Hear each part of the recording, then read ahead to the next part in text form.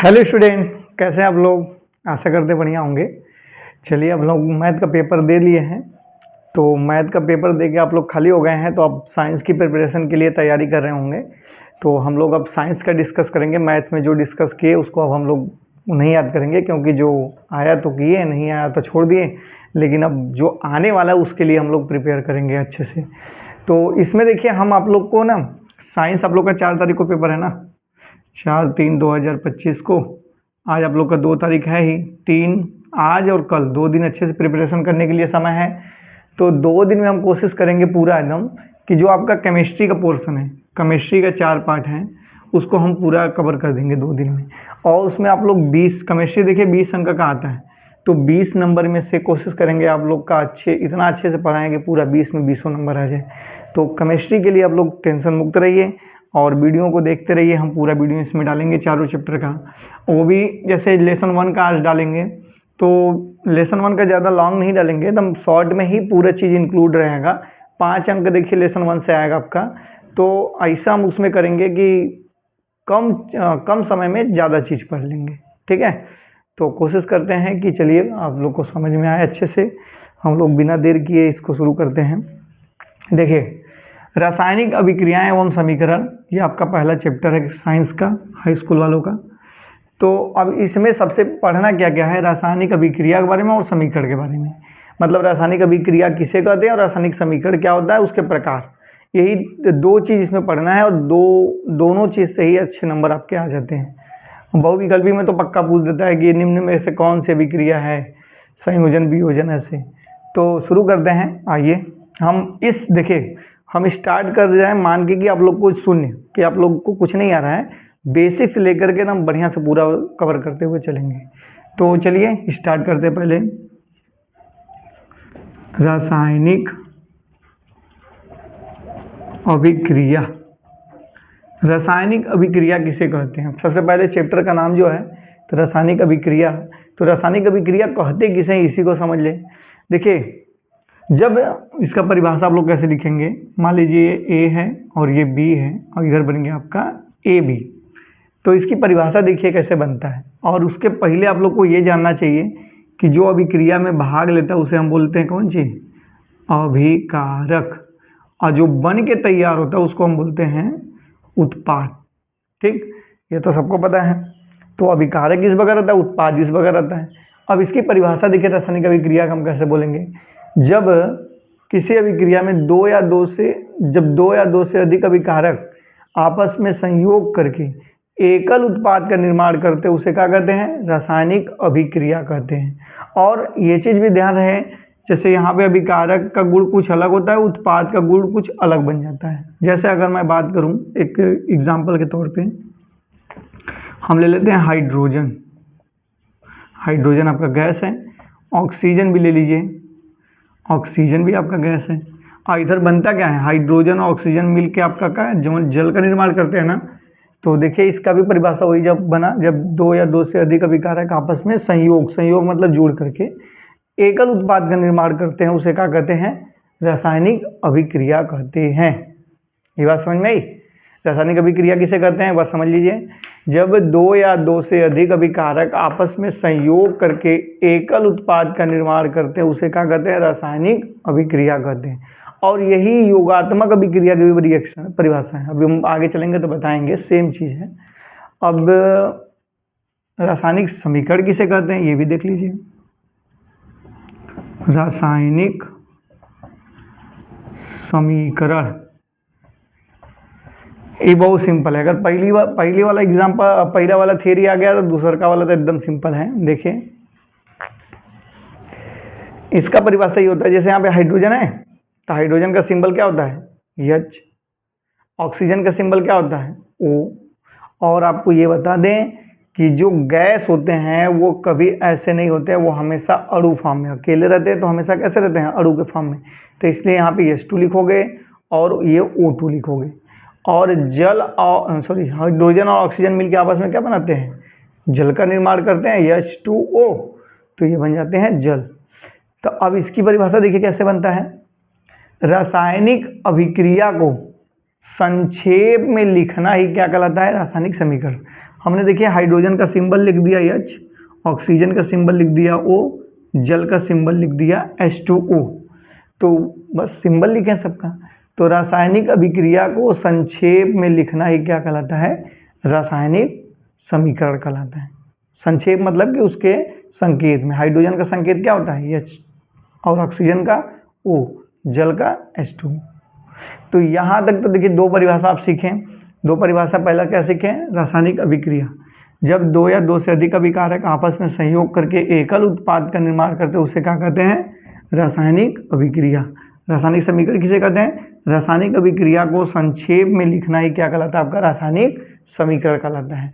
और देखिए यहाँ से आपका 100% क्वेश्चन बनता है बैलेंस करना, रासायनिक अभिक्रिया को संतुलित करना। जैसे ये है आपका, इसी को संतुलित करते थे पहले, कैसे करते हैं ये पूछ देता है, हर बार पेपर में पूछता है।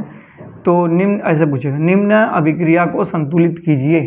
तो ये कोई अभिक्रिया दे दी आपको ऐसे और कहेगा इसको बैलेंस करने के लिए।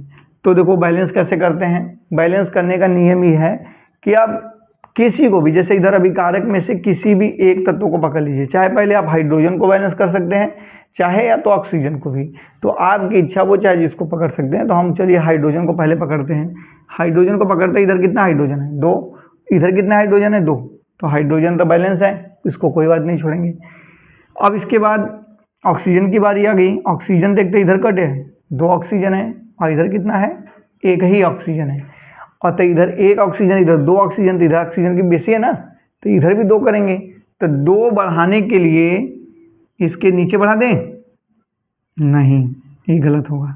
इसके ऊपर नहीं, इसके इधर नहीं। जब भी आप 2 बढ़ाओगे, जितना भी बढ़ाओगे, 2 नहीं कोई भी अंक बढ़ाओगे, तो वो हमेशा एकदम यौगिक के आगे लिखा है 2। लेकिन यहाँ पे हम देखेंगे बहुत लोग कहेंगे सर 2 आगे तो लिख देंगे, हाइड्रोजन घबरा जाएगा। घबराने दीजिए, लेकिन पहले नियम यह है कि सबसे आगे लिखते हैं। तो 2, अब ऑक्सीजन देखिए 2 तो हो गया, इधर भी 2 का गुणा होगा, इसमें 2, यहाँ 2। अब हाइड्रोजन कटे, 2 दूनी के 4 हाइड्रोजन है, यहाँ पे हाइड्रोजन 2 ही है, तो 4 बनाने के लिए यहाँ भी हाइड्रोजन कट कर देते हैं। 2 आगे लिख देंगे तो 2 दूनी के, तो गुणा होगा इसमें 2 दूनी के 4 हाइड्रोजन, 2 दूनी के 4 हाइड्रोजन, 2 ऑक्सीजन, 2 ऑक्सीजन। अब आपका ऑक्सीजन हाइड्रोजन दोनों संतुष्ट हैं, तो हम कहते हैं इसी को कि ये समीकरण संतुष्ट हो गए। ये 1 नंबर का 100% आपको आएगा। ये 2 अंक देखो, इसमें ना 2 अंक का पूछेगा, कैसे कैसे? एक तो ऐसे दे देगा डायरेक्ट, ऐसे समीकरण देके बैलेंस करने के लिए दे देगा। एक ना क्वेश्चन ऐसे भी देता है, इसमें ये डायरेक्ट ऐसे लिख देगा कि हाइड्रोजन, ऑक्सीजन, जल। तो अब किसी को अगर ये हाइड्रोजन का सिंबल पता होगा तब ना वो H लिखेगा, ऑक्सीजन का वो लिखेगा, जल का ये तो मान लीजिए सिंपल है, लेकिन वो लिख दिया फेरस सल्फेट, अमोनियम सल्फेट, ऐसे कुछ करके लिखेगा। लिख के फिर कह देगा निम्न को बैलेंस करिए। तो हमको ये पता होना चाहिए कि किसका क्या सिंबल होता है। ठीक है, 2 प्रकार के क्वेश्चन पूछेंगे, एक खैसा या तो दोनों ऐसा पूछ सकता है, उसकी इच्छा, लेकिन बैलेंस के लिए वो पूछेगा 100%। तो बैलेंस के लिए एक आध डाउट और देख ले हम लोग, कुछ क्वेश्चन हम देख लेते हैं। और जैसे मान लीजिए एक आध क्वेश्चन हम आप लोग को बता देते हैं, नोट किए हैं। जैसे ये आपका है Na+O2 और इधर आपका है Na2O। ये क्वेश्चन है, कहेगा कि निम्न समीकरण को बैलेंस कीजिए, सोडियम ऑक्सीजन सोडियम ऑक्साइड। ठीक है, अब यहाँ पे इसको बैलेंस कैसे करेंगे? पहले वही नियम, पहले अपना एक है कोई तत्व पकड़ लेंगे। सोडियम पकड़ लेते हैं, सोडियम इधर कट है, 1 है, इधर कट है 2, तो यहाँ 2 है तो इसके आगे 2 लिख दें, सोडियम बैलेंस। ऑक्सीजन यहाँ पे कट है, ऑक्सीजन देखिए यहाँ पे आपका 2 है और यहाँ पे कितना है? 1 है, तो 2 बनाने के लिए इसके आगे 2 लिख देंगे। 2 लिखेंगे तो 2 हो गया, लेकिन सोडियम देखिए 2 दूनी के 4 हो गया, तो यहाँ तुम 2 बनाए थे, तो यहाँ 2 कोई नहीं लिख देगा कि 2 दूनी के 4, ऐसे नहीं होता है। तो इसको हटा दीजिए, तो यहाँ पर क्या लिखेंगे? 4। देखिए 4 सोडियम 4 सोडियम, 2 दूनी के 4, 2 ऑक्सीजन 2 ऑक्सीजन। अब ये बैलेंस समीकरण है। ठीक है, एक आका और देखेंगे। चलिए एक आका और देख लेते हैं, कुछ क्वेश्चन हम रखें आप लोग के लिए। मान लीजिए मैग्नीशियम ले लेते हैं प्लस ऑक्सीजन ले लेते हैं। हाँ देखिए मैग्नीशियम आपका धातु है, इसलिए हम इसके नीचे अणु नहीं लिखें, लेकिन ऑक्सीजन आपका गैस है, इसलिए ये अणु के फॉर्म में है। ठीक है, हमेशा हाइड्रोजन आए, चाहे ऑक्सीजन आए, चाहे क्लोरीन आए, चाहे कोई भी गैसेज आए, तो हमेशा वो क्या रहेंगे, अणु के फॉर्म में। ठीक, और ये इधर बनता आपका क्या है, 2MgO, बैलेंस करके पहले से बता दें, MgO बनेगा, मैग्नीशियम ऑक्साइड। क्यों? क्योंकि इसकी वैलेंसी 2 है, इसकी वैलेंसी 2, 2 कैंसिल हो जाता है, तो मैग्नीशियम ऑक्साइड बनेगा। अब यहाँ पे देखिए, इसको बैलेंस करना है, मैग्नीशियम कट है 1, इधर भी 1, ऑक्सीजन कट है 2, इधर 1 ही है, तो उसके आगे 2 बढ़ा दें, और यहाँ पे देखिए 2 जब बढ़ा के तो मैग्नीशियम 2 हो गया, तो मैग्नीशियम के आगे भी 2 लिख देते हैं। तो इस प्रकार से आप बैलेंस करने के लिए आपके बुक में जितने भी क्वेश्चन होंगे उसको करके जाइएगा। बैलेंसी से 2 अंक आपका पूछ ही देगा, 2 अंक या 1 अंक भी पूछता है कभी, मतलब फिक्स है कि इससे क्वेश्चन आएगा ही बैलेंस करने के लिए। तो इतना बात पहले समझे आप लोग। क्या समझे हम लोग? रासायनिक अभिक्रिया किसे कहते हैं, और रासायनिक समीकरण किसे कहते हैं, और रासायनिक समीकरण को संतुलित करने के लिए भी हमने सीख लिया। ठीक है, अब हम लोग आगे आते हैं, इसको इरेज कर देते क्योंकि मेरे पास जगह थोड़ा कम है। स्क्रीनशॉट लेना तो आप लोग ले सकते हैं।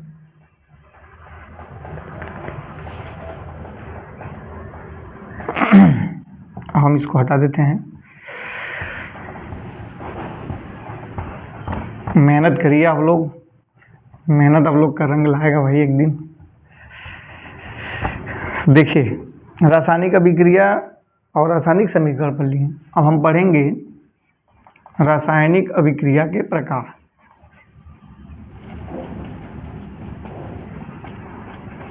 रासायनिक अभिक्रिया के प्रकार। रासायनिक अभिक्रिया कितने प्रकार की होती है? देखिए, रासायनिक अभिक्रिया मुख्यतः 5 प्रकार की होती हैं। हम लोग को 5 प्रकार के बारे में पढ़ना है। पहला कौन है? पहला आपका है योगात्मक,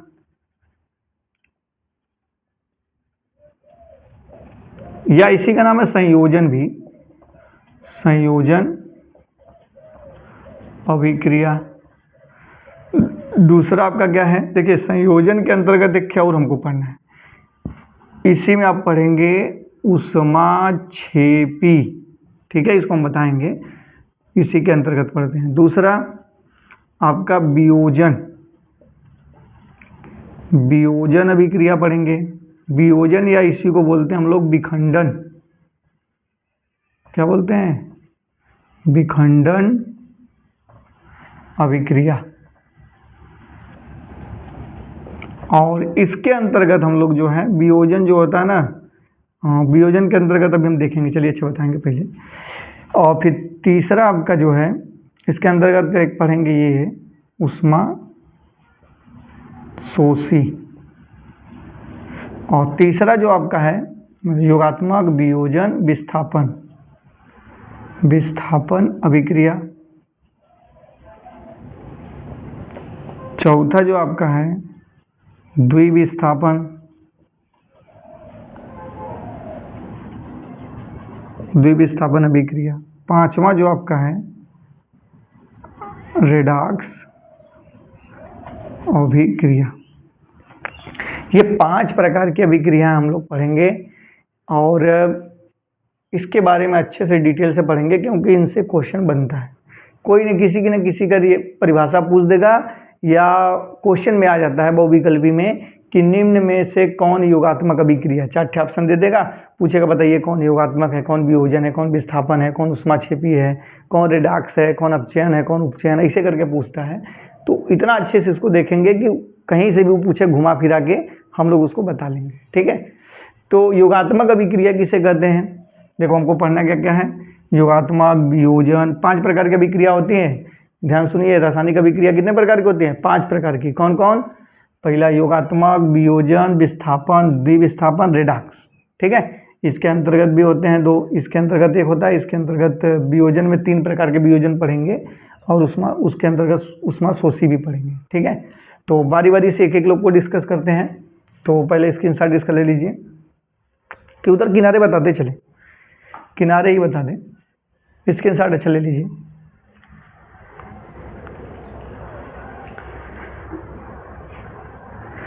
ठीक है भाई, चलिए अब आते हैं आगे। योगात्मक या संयोजन अभिक्रिया, इसकी परिभाषा होती क्या है? इसमें देखो संयोजन, संयोजन मतलब होता है योग मतलब जुड़ना, और योगात्मक मतलब भी होता है जुड़ना। संयोग मतलब किसी का जुड़ना, योग मतलब भी जुड़ना होता है। तो यहाँ मतलब दो ठे अभिकारक आपस में जुड़ेंगे और जुड़ करके नया उत्पाद का निर्माण करेंगे, उसी को हम बोलते हैं योगात्मक। जैसे आपका जैसे में आप लोग बोल सकते हो जल का निर्माण, जल का निर्माण, जल का निर्माण कैसे है? जैसे H2 है प्लस O2 है, मिला के आपका क्या बना H2O। तो देखिए यहाँ पे क्या हुआ, दो लोग आपस में मिलके एक नया प्रोडक्ट बनाएंगे नहीं, तो इसी को बोलते हैं हम लोग योगात्मक अभिक्रिया। परिभाषा कैसे लिखोगे? जब दो या दो से अधिक अभिकारक, ये बगल अभिकारक होता है ना, बताए थे ना, जो अभिक्रिया में भाग लेते हैं वो क्या कहलाते हैं? अभिकारक। और जो बन के तैयार होते हैं वो क्या होता है? उत्पाद। तो इसकी परिभाषा बोलिए। जब दो या दो से अधिक अभिकारक आपस में संयोग करके, योग करके, योगात्मक है तो संयोग करके एकल उत्पाद का निर्माण करता है, उसे क्या कहते हैं? योगात्मक अभिक्रिया। हमने बताया था ना कि रासायनिक अभिक्रिया और योगात्मक अभिक्रिया की परिभाषा एक ही है, तो यही इसमें भी सेम वही परिभाषा बोलोगे। जब दो या दो से अधिक अभिकारक आपस में संयोग करके एकल उत्पाद का निर्माण करता है, उसे क्या कहते हैं? योगात्मक अभिक्रिया। जैसे जल का निर्माण, कार्बन का दहन भी बोल सकते हैं, कार्बन का दहन। कार्बन का दहन देख लीजिए, जैसे कार्बन है, ऑक्सीजन की उपस्थिति में जलेगा, CO2 बनाएगा, कार्बन डाइऑक्साइड। तो यहाँ भी देखिए कार्बन है, ऑक्सीजन की उपस्थिति में जल के नया उत्पाद का निर्माण किया कि नहीं? तो दो या दो से अधिक अभिकारक अभिक्रिया आपस में संयोग करके एकल उत्पाद का निर्माण करते हैं, उसी को हम लोग क्या बोलते हैं? योगात्मक। ये बात समझे? परिभाषा एक बार फिर से सुन लीजिए, परिभाषा मेन इसका। परिभाषा देखिए इसी एग्जाम्पल से आप बता सकते हैं। जैसे हाइड्रोजन है, ऑक्सीजन है, जुड़े आपस में, जुड़ के जल बनाए ना, तो बोलिए जब दो या दो से अधिक अभिकारक आपस में संयोग करके एकल उत्पाद का निर्माण करते हैं, उसे क्या कहते हैं? संयोजन। अब इसमें ऊष्माक्षेपी कैसा होता है भाई? ऊष्माक्षेपी ये होता है, इसको नीचे हम सोच रहे हैं हटा ही दे, सब बारी बारी से बताते चलेंगे क्योंकि हमारे पास स्पेस कम है ना, उधर छोटा लिखेंगे तो आप लोग को दिखेगा भी नहीं, तो एक एक हम बारी बारी से डिस्कस करेंगे, ठीक है? तो अब हम देखेंगे ऊष्माक्षेपी। ऊष्माक्षेपी किसे कहते हैं? ऐसी अभिक्रिया जिसमें अभिक्रिया के दौरान ऊष्मा बाहर निकलती हो, उसे क्या कहते हैं? ऊष्माक्षेपी अभिक्रिया। जैसे प्राकृतिक गैसों का दहन, जैसे में आप लोग बोल सकते हो प्राकृतिक गैसों का दहन। जब हम करेंगे दहन, उसमें मेथेन ले लीजिए, मेथेन आपका क्या है? यहाँ पे दहन करेंगे मेथेन। देखिए आपका ये है मेथेन, मेथेन को ही मार्स गैस, गोबर गैस और मेथेन गैस, तीनों नाम इसी का है, तो इसी को हम लोग बोलते हैं प्राकृतिक गैस भी है ये। प्राकृतिक गैस ये कहाँ पाया जाता है? ये दलदली स्थानों में पाया जाता है या गोबर ओबर में भी पाया जाता है, वहीं पाया जाता है। जब इसको आप दहन करोगे ना, तो इसमें से कार्बन डाइऑक्साइड, जल और ऊष्मा बाहर निकलेगी। तो इसी को देखो ऊष्मा बाहर निकलेगी नहीं, तो इसीलिए हम बोलते हैं इसको कि ऊष्माक्षेपी अभिक्रिया। क्षेपी मतलब होता है बाहर निकलना, क्षेपी मतलब होता है बाहर निकलना। तो यहाँ पे इसकी परिभाषा ऐसे बोलेंगे, जब ऊष्माक्षेपी अभिक्रिया, जब ऐसी अभिक्रिया जिसमें अभिक्रिया के दौरान ऊष्मा क्या होती है? बाहर निकलती है, उसे क्या कहते हैं? ऊष्माक्षेपी अभिक्रिया। जैसे आपका प्राकृतिक गैसों का दहन, और क्या हो सकता है? चूना, चूने और पानी का अभिक्रिया। चूना देखें, जो बिना बूझा वाला चूना, जब बिना बूझा वाला चूना को पानी में डालेंगे तो खौलता है ना, तो उसमें से भी तो ऊष्मा निकलती है, तो वो एक प्रकार की कैसे अभिक्रिया है? ऊष्माक्षेपी अभिक्रिया है, उसमें से ऊष्मा बाहर निकलती है। श्वसन, श्वसन भी आपका ऊष्माक्षेपी अभिक्रिया है। देखिए श्वसन, श्वसन मतलब हम लोग सांस, पहला एग्जाम्पल ये आपका है। दूसरा श्वसन, श्वसन जब हम सांस लेते हैं, देखिए बहुत सारी गैसें हमारे अंदर जाती हैं, और फिर उसके बाद क्या होता है? जब हम बाहर निकलते हैं अभिक्रिया, तो कार्बन डाइऑक्साइड निकलती है, अभिक्रिया होने के बाद ऑक्सीजन अंदर ऑब्जर्व होता है, बाहर कौन सी निकलेगा? कार्बन डाइऑक्साइड गैस निकलती हैं, और कार्बन डाइऑक्साइड के साथ साथ देखेंगे गर्म हवाएं भी निकलती है। आप लोग अब ऐसे फूकेंगे मुंह से, तो देखेंगे आपके मुंह से जो है गर्म हवा भी निकलती है। तो वो सांस के साथ साथ जो होते हैं, कार्बन डाइऑक्साइड के साथ साथ श्वसन में आपका गर्म हवाएं भी निकलती हैं, तो उसी को बोलते हैं ऊष्मा बाहर निकल रही है। तो ये आपका ऊष्माक्षेपी अभिक्रिया हुआ। दोनों चीज़ समझे आप लोग। एक बार फिर से बता देते हैं, योगात्मक अभिक्रिया किसे कहते हैं? ऐसी अभिक्रिया जिसमें दो या दो से अधिक अभिकारक आपस में संयोग करके एकल उत्पाद का निर्माण करते हैं, उसे योगात्मक अभिक्रिया कहते हैं। जैसे में जल का निर्माण, कार्बन का दहन, जल का निर्माण भी करोगे तब वो आपका योगात्मक अभिक्रिया। कार्बन का दहन करेंगे, दहन मतलब क्या होता है? ऑक्सीजन की उपस्थिति में दहन करोगे, इसलिए हम O2 लिखे हैं, और यहाँ पर आप दहन लिख सकते हो। दहन करेंगे तो कार्बन डाइऑक्साइड निकलेगा। और इसी के अंतर्गत हमको पढ़ना है कौन सी? ऊष्माक्षेपी अभिक्रिया। ऊष्माक्षेपी अभिक्रिया क्या होता है? ऐसी अभिक्रिया जिसमें अभिक्रिया के दौरान ऊष्मा क्या होती है? ऊष्मा बाहर निकलती है। ऊष्मा बाहर निकलती है, उसे क्या कहते हैं? ऊष्माक्षेपी अभिक्रिया कहते हैं। ठीक है, इसको स्क्रीनशॉट लेना तो ले लीजिए, फिर आगे चलते हैं। धीरज करें, चलिए अब आएंगे दूसरी। पहली तो हो गया योगात्मक, यहाँ पे लिख देते हैं, जो हम पढ़ लिए वो लिखते चलते हैं। योगात्मक हमने पढ़ा पहला। दूसरा क्या है आपका? वियोजन। वियोजन अभिक्रिया किसे कहते हैं? वियोजन। वियोजन अभिक्रिया किसे कहते हैं? देखिए, वियोजन मतलब होता है टूटना। कोई चीज़ वियोजित होना मतलब कि उसमें से टूट रहा है कोई चीज़, तो वियोजन मतलब होता है टूटना। तो इसमें टूटने का शब्द आएगा।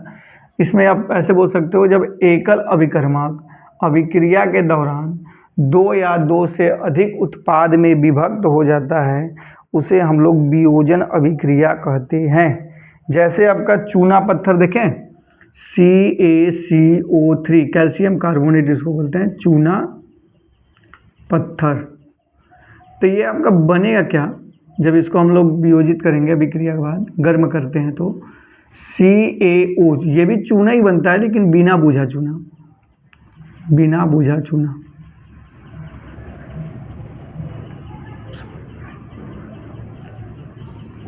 बिना बुझा चूना। और आपका क्या बनेगा? CO2। कहीं भी कार्बोनेट आएगा ना तो वहाँ समझ लीजिए कार्बन डाइऑक्साइड गैस बाहर निकलेगी, तो CO2। बैलेंस है कि नहीं, एक बार चेक कर लीजिए। एक कैल्शियम, एक कैल्शियम, एक कार्बन, एक कार्बन, 3 ऑक्सीजन, 3 ऑक्सीजन। तो ये होता है आपका वियोजन अभिक्रिया। देखिए यहाँ पे क्या था? एक था बस अभिकर्मक ना, अभिकारक क्या था? अभिकारक आपका एक ही था, और उत्पाद कट निकला, उत्पाद आपका 2 निकला। एक निकला बिना बुझा वाला चूना, और एक निकला कार्बन डाइऑक्साइड गैस। तो इसकी परिभाषा कैसे बोलोगे वियोजन की? जब एकल अभिकर्मक अभिक्रिया के दौरान दो या दो से अधिक उत्पाद में विभक्त हो जाता है, उसे क्या कहते हैं? वियोजन अभिक्रिया कहते हैं। ठीक है, वियोजन अभिक्रिया जो होती है वो 3 प्रकार से होती है। पहला आपका देखिए ऊष्मीय वियोजन, ऊष्मीय वियोजन। दूसरा आपका होता है विद्युत वियोजन। तीसरा जो होता है आपका प्रकाशिक वियोजन।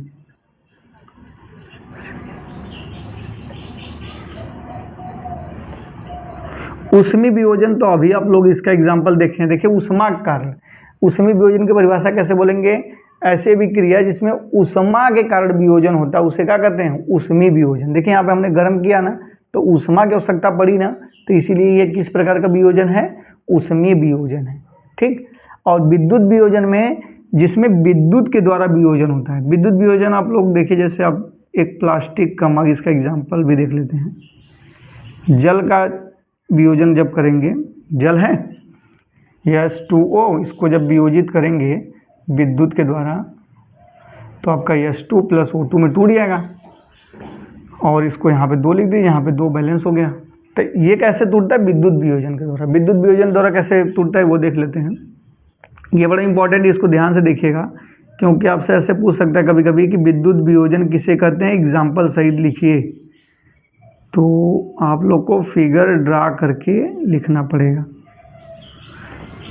ये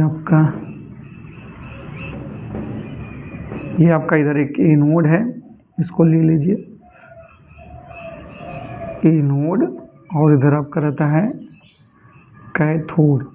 इसको हम लोग 6 वोल्ट की बैटरी से कनेक्ट करा देंगे। कितने वोल्ट की? ये बैटरी आपकी है 6 वोल्ट की, और इसके ऊपर एक परख नली ढक देते हैं, इसे परख नली से ढक देते हैं, दोनों इलेक्ट्रोडों को परख नली से ढक देते हैं, और इसमें ना यहाँ तक जल भर लेते हैं। ये आपका क्या है? जल है, इसके अंदर भी जल ही रहेगा। और यहाँ पे एक स्विच लगी रहती है, स्विच खटका जी, टिप टॉप। अब विद्युत वियोजन में होता क्या है, देखिए विद्युत वियोजन की परिभाषा पहले कैसे आप बोलोगे? ऐसा वियोजन, ऐसे अभिक्रिया जिसमें विद्युत के द्वारा वियोजन होता है उसे क्या कहते हैं? विद्युत वियोजन कहते हैं। अब जैसे इस होता कैसे, ये देख लीजिए जल, ये जो जल से H2 और O2 बना है वो विद्युत के द्वारा कैसे वियोजित करेंगे, उसका सेटअप ये है। हम क्या करते हैं, प्लास्टिक का मग लेते हैं, इस मग में एक कैथोड और 2 इलेक्ट्रोड लेते हैं, कैथोड एक थे एनोड लेते हैं, एनोड। अब क्या करते हैं, एनोड और कैथोड दोनों को हम 6 वोल्ट की बैटरी से कनेक्ट कर देते हैं, और इसके कैथोड और एनोड के ऊपर एक उल्टी परख नली देखें, टेस्ट ट्यूब, ऐसे ऊपर करके रख देंगे, ऐसे ऊपर से ऐसे ढक देंगे। जब ढकेंगे देखेंगे ऊपर का इसका परख नली में तो पानी भरा, जहाँ तक ये पानी भरा रहेगा वहाँ तक तो पानी रहेगा फिर, लेकिन उसके ऊपर तो खाली जगह रहेगा ना। तो अब जब यहाँ पे जैसे ही हम ये स्विच ऑन करेंगे तो ये करंट जाने लगेगा। जब करंट जाएगा तो एनोड वाले देखेंगे, एनोड जिधर लगा है उस वाले परख नली में ऊपर यहाँ से धीरे धीरे बुलबुले उठने चालू होंगे, और ये ऊपर जाके गैस ऊपर इकट्ठा हो जाता है, और इसमें से भी बुलबुले निकलते हैं। और अंदर जब गैस, पानी के अंदर कोई गैस अगर लीकेज होता है तो बुलबुले बनते हैं ना, तो वो इंडिकेट करता है कि यहाँ से गैस निकल रही है। गैस निकली तो गैस जब निकलती तो ऊपर जाके इस यहाँ पे जो परख नली में खाली जगह था वहाँ जाके इकट्ठा हो जाती है। इसी तरह यहाँ पे भी हाइड्रोजन वाली गैस जाके इस वाले परख नली में इकट्ठा हो जाता है। तो इस प्रकार देखेंगे जल जो है हाइड्रोजन और ऑक्सीजन में अलग अलग वियोजित हो जाता है। तो इस वियोजन को हम लोग क्या कहते हैं? विद्युत वियोजन कहते हैं। इतना बात समझे? इसको स्क्रीनशॉट ले लीजिए। तो तीसरा नीचे बता देते हैं, जगह नहीं है, प्रकाशिक वियोजन।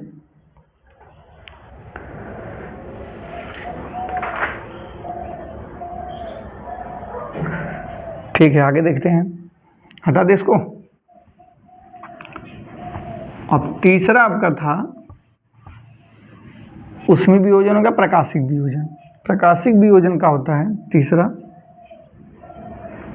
प्रकाशिक वियोजन।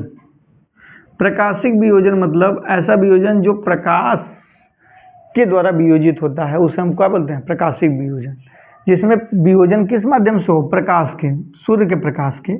जैसे हम ले लेते हैं एल्युमिनियम क्लोराइड ले लेते हैं।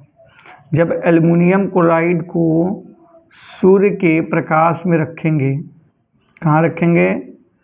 सनलाइट में, सूर्य के प्रकाश में जब हम रखेंगे तो ये टूट करके एल्युमिनियम प्लस क्लोरीन गैस में अलग हो जाता है। क्लोरीन गैस यहाँ से बाहर निकल जाएगी और एल्युमिनियम आपका बच जाएगा।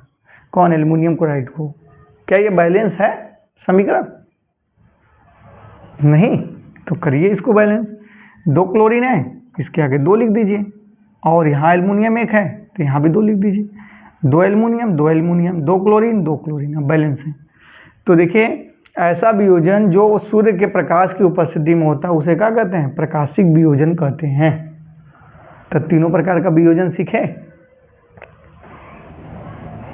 बताइए। वियोजन सीखेंगे नहीं, आगे बढ़े। अब एक बार फिर से रिपीट कर देते हैं, वियोजन किसे कहते हैं? जब एकल अभिकर्मक अभिक्रिया के दौरान 2 या 2 से अधिक उत्पाद में विभक्त हो जाता है उसे क्या कहते हैं? वियोजन अभिक्रिया कहते हैं। वियोजन अभिक्रिया मुख्यतः 3 प्रकार से होते हैं। कौन? ऊष्मीय वियोजन, विद्युत वियोजन, प्रकाशिक वियोजन। विद्युत वियोजन और प्रकाशिक वियोजन। ऊष्मीय वियोजन क्या होता है? ऐसा वियोजन जो ऊष्मा के द्वारा हो। कैसे? ऊष्मा, हीट दे करके। जैसे ये कैल्शियम कार्बोनेट था, चूना पत्थर वाला चूना था, हमने उसको गर्म किया तो वो चूना बिना बुझा हुआ चूना बना और आपका कार्बन डाइऑक्साइड गैस निकल गया, तो ये आपका उसमें वियोजन हो गया। विद्युत वियोजन में हमने देखा था किसको, जल को, यहाँ पे H2O था और H2 प्लस O2 में अलग अलग हुआ, विद्युत धारा जब प्रवाहित किए तो विद्युत वियोजन ये हो गया। फिर तीसरा जो है प्रकाशिक वियोजन, जिसमें सूर्य के प्रकाश द्वारा वियोजन होता है, उसको क्या बोलते हैं, प्रकाशिक वियोजन कहते हैं। जैसे कि आपका देखिए एल्युमिनियम क्लोराइड था, चाहे एल्युमिनियम क्लोराइड लीजिए चाहे एल्युमिनियम ब्रोमाइड लीजिए तो वही काम होगा। एल्युमिनियम क्लोराइड ले लेते हैं, एल्युमिनियम क्लोराइड को सूर्य के प्रकाश में जब रखेंगे तो एल्युमिनियम प्लस क्लोरीन गैस बाहर निकलती है। तो ये क्या है आपका वियोजन अभिक्रिया। वियोजन सीखें, ठीक है भाई, बताते रहिए आप लोग तभी ना आगे बढ़ेंगे। चलिए वियोजन सीख लिए, आगे आइए। अब वियोजन के बाद अब हम लोग आते हैं कि वियोजन के बाद क्या पढ़ेंगे। वियोजन के बाद आपका कौन सा पढ़ना है, तीसरा विस्थापन। विस्थापन अभिक्रिया। तो विस्थापन अभिक्रिया किसे कहते हैं, विस्थापन अभिक्रिया की परिभाषा होता है, जैसे यहाँ पे लिख देते हैं हम, देखिए रिएक्शन Fe+Cu+SO4 और ये बन जाता है Fe+SO4+Cu। ये क्या है भाई, ये है आपका आयरन, ये क्या है आपका कॉपर सल्फेट, कॉपर सल्फेट, और ये क्या हो गया आयरन सल्फेट, और ये हो गया कॉपर।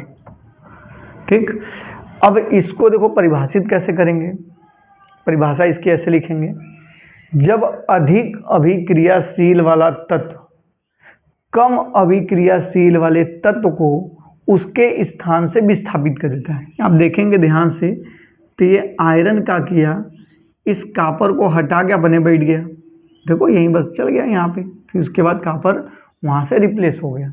तो इसी को हम बोलते हैं विस्थापन अभिक्रिया।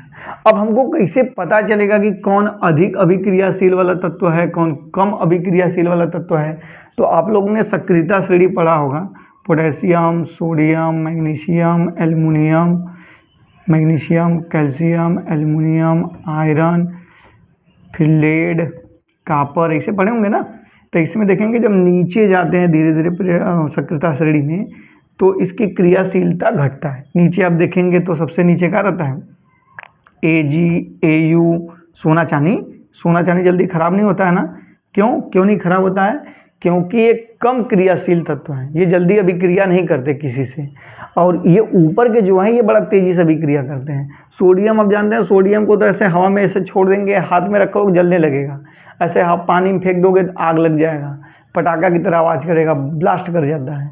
और पोटेशियम भी इसी प्रकार जलने लगेगा वायु की उपस्थिति में। तो ये जो ऊपर के हैं ये सब अधिक क्रियाशील हैं। तो अब हमको लेकिन कॉपर और इसमें जानना है, तो देखिए कॉपर ऊपर है कि नहीं, अरे सॉरी आयरन ऊपर है कि नहीं कॉपर से, तो कॉपर से ऊपर है तो मतलब ये अधिक अभिक्रियाशील होगा, ये कम होगा, तो ये अधिक अभिक्रियाशील तो उसको हटा देगा। तो आप लोग को इसको जानने के लिए अब सक्रियता श्रेणी जानना पड़ेगा। सक्रियता श्रेणी अच्छे से याद करके जाइएगा, तभी आप रिएक्शन को कर सकते हैं, तब ना समझेंगे कि हाँ ये अधिक अभिक्रियाशील, इसको हटा के ये बैठ गया, तभी परिभाषा भी लिखोगे अच्छे से। देखिए परिभाषा क्या, एक बार फिर से, जब अधिक क्रियाशील वाला तत्व क्या करता है, जब अधिक क्रियाशील, ये अधिक क्रियाशील है, ये क्या है कम क्रियाशील। अब इसकी परिभाषा एक बार फिर से, जब अधिक क्रियाशील वाला तत्व कम अभिक्रियाशील वाले तत्व को उसके स्थान से क्या कर देता है, विस्थापित कर देता है, उसे क्या कहते हैं, विस्थापन अभिक्रिया कहते हैं। ये बात समझे, ठीक है भाई। विस्थापन के बाद हम लोग पढ़ेंगे अब द्विविस्थापन। इसको हटाएं, अब सक्रियता से स्क्रीनशॉट लेना तो ले लीजिए। अब इसके बाद आता है नंबर, चलो हो तो जाएगा, जगत है, तीसरा ये था ना, चौथा आपका है द्विविस्थापन अभिक्रिया। तो द्विविस्थापन अभिक्रिया किसे कहते हैं, द्विविस्थापन अभिक्रिया के लिए हम लोग बोलेंगे ऐसी अभिक्रिया जिसमें आयनों का अदला बदली होता है उसे हम लोग क्या बोलते हैं, द्विविस्थापन अभिक्रिया कहते हैं। इसमें जैसे कि आपका देखिए सोडियम सल्फेट हो गया, एग्जाम्पल भी देख लेते हैं इसका।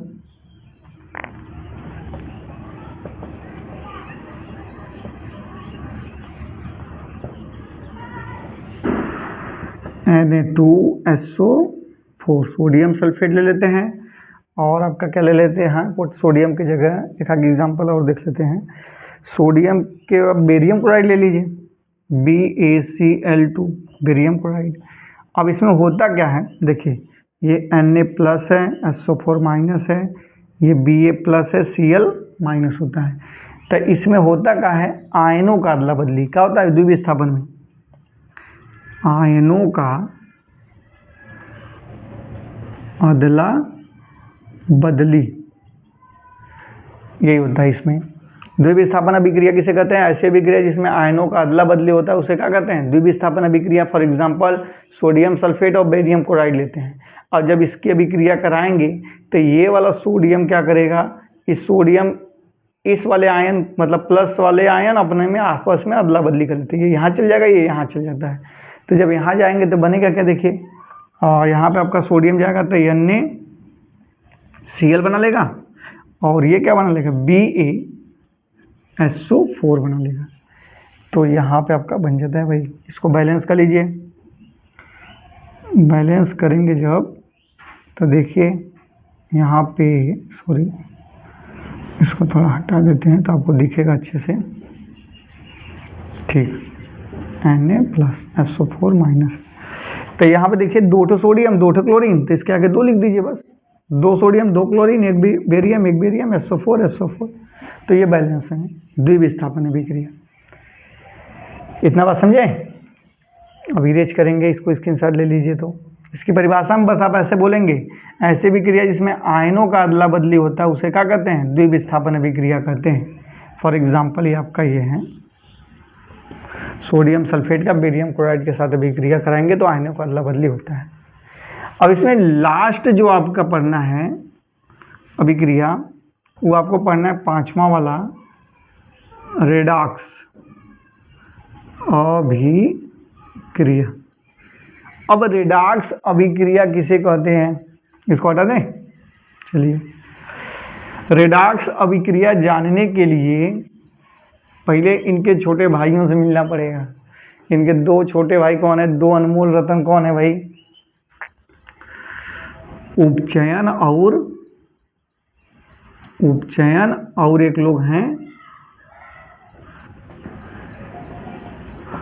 अपचयन। यही 2 लोग हैं, यही डिफाइन करते हैं रेडॉक्स अभिक्रिया को।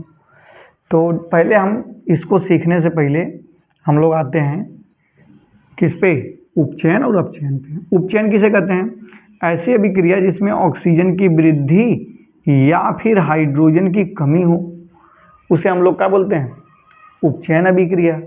अगर फिर इसी का अपोजिट जस्ट होता है, ऐसी अभिक्रिया जिसमें ऑक्सीजन की कमी या हाइड्रोजन की वृद्धि हो उसे क्या कहते हैं, अपचयन अभिक्रिया कहते हैं। तो उपचयन में एग्जाम्पल में फॉर एग्जाम्पल देख लीजिए, कार्बन का दहन ही देख लीजिए, इसका एग्जाम्पल जैसे कार्बन का दहन कर देते हैं तो CO2 बनेगा। तो देखिए यहाँ पे क्या होता है, इस कार्बन के पल्ले को ऑक्सीजन था नहीं था ना, लेकिन अभिक्रिया के बाद देखिए इसके पास 2 ऑक्सीजन आ गए। जब 2 ऑक्सीजन आ जाते हैं तो यहाँ पे ऑक्सीजन की वृद्धि हुई ना, तब वृद्धि होती है तो क्या कहलाएगा, उपचयन कहलाएगा। क्या कहलाएगा, उपचयन। तो ऐसे अभिक्रिया जिसमें ऑक्सीजन की वृद्धि या हाइड्रोजन की कमी होती है उसे क्या कहते हैं, उपचयन अभिक्रिया कहते हैं। फॉर एग्जांपल ये, अब इसी का अपचयन का अभिक्रिया देख लीजिए। अपचयन के लिए एग्जांपल होता है आपका, जैसे हम कॉपर ऑक्साइड ले लेते हैं प्लस हाइड्रोजन से इसकी अभिक्रिया करा लेते हैं। तो यहाँ पे आपका बनता क्या है, आपका बनेगा कॉपर प्लस यहाँ पे आपका जल बन जाता है। ये ऑक्सीजन जो है जल के हाइड्रोजन के संग अभिक्रिया करके जल का निर्माण कर देता है। तो यहाँ पे जब आप देखेंगे तो यहाँ पे देखिए ऑक्सीजन की कमी हुई, इसकी यहाँ पे कॉपर के पल्ले एक ऑक्सीजन था, लेकिन यहाँ पे कॉपर के पास एक भी ऑक्सीजन नहीं है, तो इसको हम बोलेंगे अपचयन यहाँ पे हो रहा है। क्या हो रहा है, अपचयन। तो उपचयन अपचयन समझे, ऐसी अभिक्रिया जिसमें ऑक्सीजन की वृद्धि या हाइड्रोजन की कमी हो उसे क्या कहते हैं, दोनों में से कोई भी हो, या तो ऑक्सीजन की वृद्धि हो या हाइड्रोजन की कमी हो, तो उसे हम बोलेंगे उपचयन। और ऐसी अभिक्रिया जिसमें ऑक्सीजन की कमी या हाइड्रोजन की वृद्धि होती है उसे क्या बोलेंगे, अपचयन। अब फिर रेडॉक्स तब किसे कहेंगे, अब रेडॉक्स देखिए यहीं बन के आ जाता है, ये रेडॉक्स आपका है, इसको आप अपचयन के एग्जाम्पल भी बोल सकते हैं और रेडॉक्स भी बोल सकते हैं। रेडॉक्स क्या होता है, ऐसी अभिक्रिया जिसमें अपचयन तथा उपचयन दोनों एक साथ होते हैं उसे क्या कहते हैं, रेडॉक्स अभिक्रिया। तो देखिए इसमें अपचयन उपचयन एक साथ हो रहा है कि नहीं, तो देखिए यहाँ पे क्या कर रहे हैं, यहाँ पे तो हम देखिए भाई ठीक है, कॉपर के पल्ले एक ऑक्सीजन था और यहाँ खत्म हो गया तो अपचयन, लेकिन यहाँ पे देखिए हाइड्रोजन के पल्ले एक को ऑक्सीजन नहीं था, लेकिन यहाँ पे एक ऑक्सीजन आ गया, तो ये क्या कहलाएगा, उपचयन। तो इसमें देखिए अपचयन और उपचयन दोनों एक साथ हो रहे हैं, तो इसी को तो हम बोलते हैं रेडॉक्स, समझे। ऐसी अभिक्रिया जिसमें अपचयन तथा उपचयन दोनों एक साथ होते हैं उसे क्या कहते हैं, रेडॉक्स अभिक्रिया कहते हैं। ये बात समझे।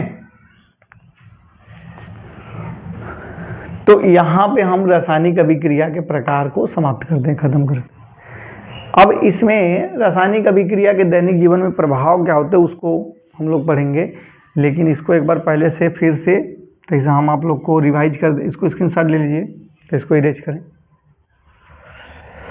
तो देखिए स्क्रीनशॉट इसलिए लिवा रहे हैं ना, क्योंकि सारा जो हम इसमें जितने भी एग्जाम्पल लिखे हैं वो सिंपल और सरल हैं, सब ऐसे एग्जाम्पल आप लोग लिख के आओगे अच्छे नंबर भी मिलेंगे, ज़्यादा कठिन आपको लगेगा भी नहीं कि हाँ सिंपल सिंपल एग्जाम्पल है, अच्छे से याद हो जाएगा। तो आप लोग ने यही पढ़ा आज, एक बार देखें योगात्मक अभिक्रिया किसे कहते हैं। पहले तो हमने पढ़े क्या, रासायनिक अभिक्रिया किसे कहते हैं। तो रासायनिक अभिक्रिया जब दो या दो से अधिक अभिकारक आपस में संयोग करके एकल उत्पाद का निर्माण करते हैं उसे रासायनिक अभिक्रिया कहते हैं। और रासायनिक अभिक्रिया को संक्षेप में लिखना ही क्या कहलाता है, रासायनिक समीकरण कहलाता है। फिर हमने रासायनिक समीकरण संतुलित करना सीखा, वो अच्छे से सीख लिए। फिर रासायनिक अभिक्रिया के प्रकार हम पढ़ रहे थे। अब रासायनिक अभिक्रिया प्रकार कितने प्रकार को होते हैं, 5 प्रकार के। कौन, योगात्मक, वियोजन, विस्थापन, द्विविस्थापन, रेडॉक्स। योगात्मक किसे कहते हैं, जब दो या दो से अधिक अभिकारक आपस में संयोग करके एकल उत्पाद का निर्माण करेंगे उसे क्या करेंगे, योगात्मक कहेंगे। वियोजन किसे कहते हैं, जब एकल अभिकर्मक टूट करके दो या दो से अधिक उत्पाद में विभक्त हो जाता है उसे क्या कहते हैं, वियोजन। वियोजन हमने 2 प्रकार के देखा था और 3 प्रकार के। कौन कौन, एक ऊष्मीय वियोजन, फिर दूसरा विद्युत वियोजन, तीसरा आपका क्या था, प्रकाशिक वियोजन, जो सूर्य के प्रकाश द्वारा वियोजित हो रहा था। और इसी के अंतर्गत हमने ऊष्माक्षेपी भी देखा, शोषी देखा था। ऊष्माशोषी अभिक्रिया क्या होता है, देखे थे कि नहीं देखे थे, एक बार देख लीजिए। ऊष्माशोषी क्या होता है, ऊष्माशोषी अभिक्रिया किसे कहते हैं, ऐसी अभिक्रिया जिसको संपूर्ण होने के लिए ऊष्मा की आवश्यकता पड़ती है उसे क्या कहते हैं, ऊष्माशोषी अभिक्रिया कहते हैं। जैसे कपूर का जलना, उसको जलाने के लिए ऊष्मा की आवश्यकता पड़ेगी ही, तो वो आपका ऊष्माशोषी के अंतर्गत चला जाएगा। कपूर ऐसा रख दीजिए, मान लीजिए असली कपूर, नकली नहीं, क्योंकि मार्केट में हम नकली भी आ रहे हैं। असली कपूर आप लोग क्या करिए, कटोरी में रख दीजिए, धूप में देखेंगे ऊष्मा अवशोषित करके वो गायब हो जाएगा, तो वो आपका क्या कराएगा, ऊष्माशोषी अभिक्रिया। फिर उसके बाद आइए, हमने द्विविस्थापन देखा था, अब विस्थापन अभिक्रिया देखा था, वियोजन के अंतर्गत ये था। विस्थापन अभिक्रिया किसे कहते थे, जब अधिक क्रियाशील वाला तत्व तो कम अभिक्रियाशील वाले तत्व को उसके स्थान से क्या कर देता था, विस्थापित कर देता था, उसे हम विस्थापन अभिक्रिया कहते थे। विस्थापन अभिक्रिया के लिए हमने सक्रियता श्रेणी बताया था, तो सक्रियता श्रेणी आपको अच्छे से याद होनी चाहिए। द्विविस्थापन में क्या था, ऐसे अभिक्रिया जिसमें आयनों का अदला बदली इसमें हो रहा था, आयनों का अदला बदली होता है उसे द्विविस्थापन। रेडॉक्स अभिक्रिया क्या था, रेडॉक्स अभिक्रिया से पहले हमने अपचयन उपचयन पढ़ा था। उपचयन का होता है जिसमें ऑक्सीजन की वृद्धि या हाइड्रोजन की कमी होता है वो उपचयन है, और जिसमें ऑक्सीजन की कमी या हाइड्रोजन की वृद्धि हो वो आपका क्या कहलाता है, अपचयन। और अपचयन और उपचयन ऐसे अभिक्रिया जिसमें अपचयन और उपचयन दोनों एक साथ होते उसे क्या कहते हैं, रेडॉक्स अभिक्रिया कहते हैं। तो 5 प्रकार के पढ़े हमने, ठीक। अब हम लोग पढ़ेंगे रासायनिक अभिक्रिया का दैनिक जीवन में महत्व क्या है, क्या प्रभाव इनका क्या पड़ता है। तो पहला जो होता प्रभाव पड़ता है, सबसे बड़ा प्रभाव संक्षारण और विकृत गंधिता। इसका प्रभाव क्या है, प्रभाव में हम पहले पढ़ेंगे संक्षारण। संक्षारण क्या होता है, संक्षारण मतलब होता है गलना। क्या होता है, गलना, कोई चीज़ गल रहा है तो वो संक्षारित हो रहा है। तो संक्षारण किसे कहते हैं? जब कोई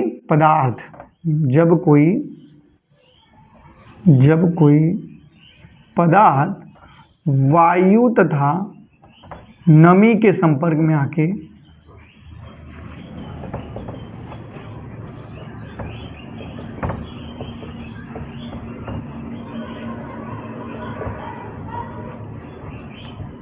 गलने लगता है, उसे हम क्या कहते हैं? संक्षारण कहते हैं। कोई भी पदार्थ हो, अगर वायु और नमी के संपर्क में आके अगर गलने लग रहा है, गलने लग रहा है तो उसे हम क्या कहते हैं? संक्षारण। जैसे में आप बोल सकते हैं लोहे का जंग लगना, लोहे का जंग लगना। अब लोहे का जंग लगना एक संक्षारण की घटना है। देखिए, खिड़की दरवाजा जो आपका घर में रहते हैं, अगर उसको समय समय पे पेंट न किया जाए तो वो गल के ख़त्म हो जाते हैं।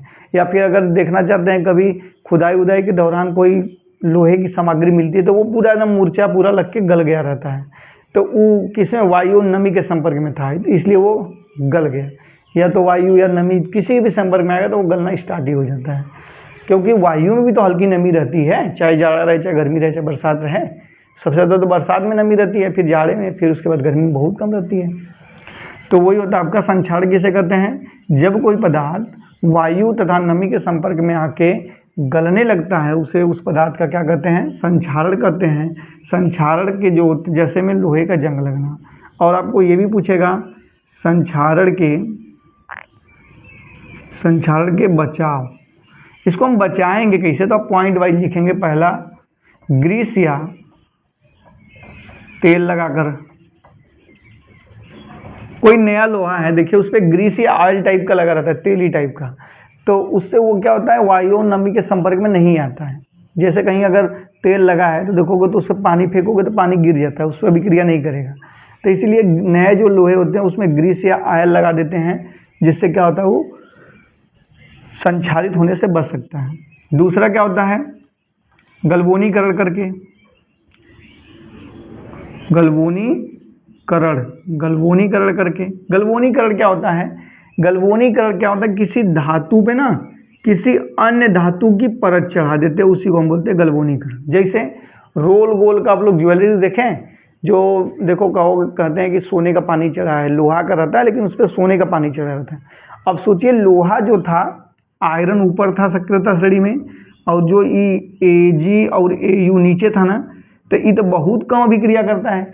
तो सोने का क्या करते हैं? इस पर पानी चढ़ा देते हैं, तो इहो जल्दी अभिक्रिया नहीं करता है। जब तक इस पर पानी चढ़ा रहेगा, उसका लेयर रहेगा ना पतली, तब तक अभिक्रिया जल्दी नहीं करता है वो पानी होने से। तो ये भी ज्वेलरी ज़्यादा दिन तक चलती है, लेकिन ढेर दिन तक नहीं चलती, क्योंकि सोने का पानी भी नकली चढ़ाते हैं। अगर वो असली चढ़ाएंगे तो इनको घाटा लग जाएगा, वो सोने से महंगा लोहा वाला हो जाएगा ज्वेलरी। तो ये हो गया गलवनीकरण करके। तीसरी विधि आपकी क्या और कौन सी विधि है उसकी भाई? पेंट लगा करके।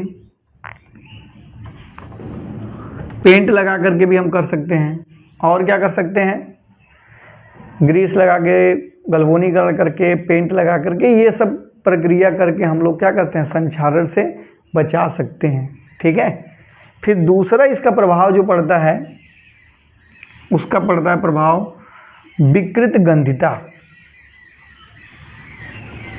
विकृत गंधिता क्या होता है भाई? देखिए, सेम इसका थियरी दोनों का परिभाषा एक ही है, बस इसमें और इसमें अंतर क्या होता है? जैसे यहाँ पे जब कोई पदार्थ लिखा है, इसमें बस लिख देते हैं जब कोई खाद्य पदार्थ मतलब खाने वाला पदार्थ वायु और नमी के संपर्क में आके, वायु तथा नमी के संपर्क में आकर, वायु तथा नमी के संपर्क में आके सड़ने तथा गलने लगता है। और उसमें से, ये चीज़ बड़ा इम्पोर्टेंट है, और उसमें से एक विशेष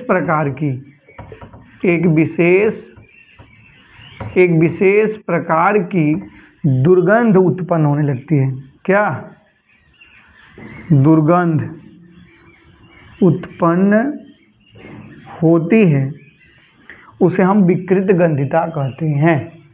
ठीक है, जब कोई खाद्य पदार्थ वायु तथा नमी के संपर्क में आके सड़ने तथा गलने लगता है, उसमें भी गल रहा था लेकिन इसमें दुर्गंध नहीं आती है। देखेंगे लोहा मुर्चा खा जाता है, महकता है नहीं ना, लेकिन खाना महक जाए तब, खाना सड़ जाए तब देखो कितना महकने लगता है, अजीब अजीब स्मेल उसमें आने लगती है एकदम। या जानवर कोई सड़ जाए, जानवर को भी तो आप लोग खाते हो, खाद्य पदार्थ है, तो वो भी क्या है, वो भी अगर सड़ने लगेगा तो उसमें से भी बहुत दुर्गंध आने लगती है।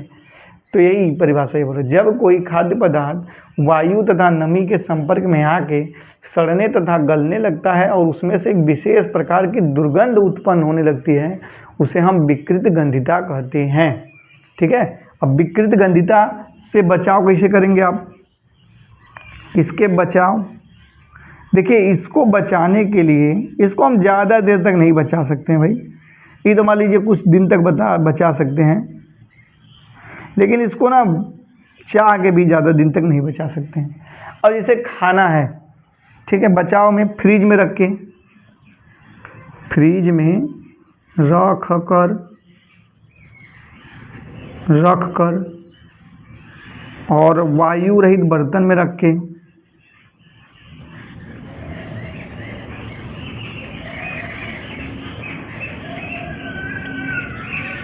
वायु रहित बर्तन में रख के हम बचा सकते हैं।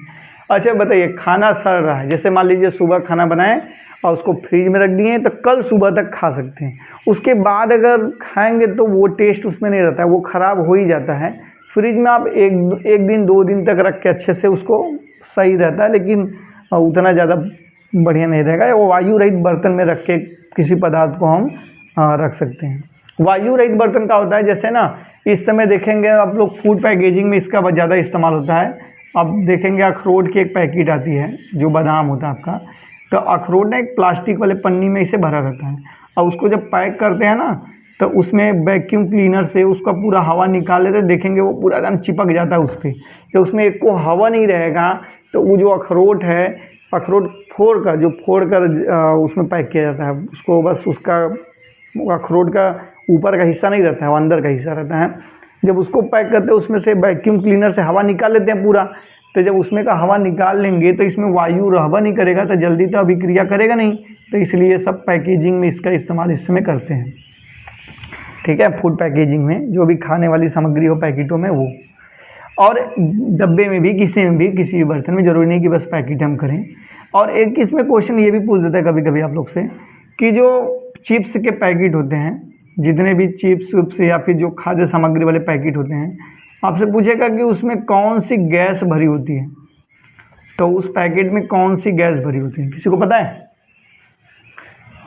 बहुत लोगों को पता होगा, नाइट्रोजन गैस।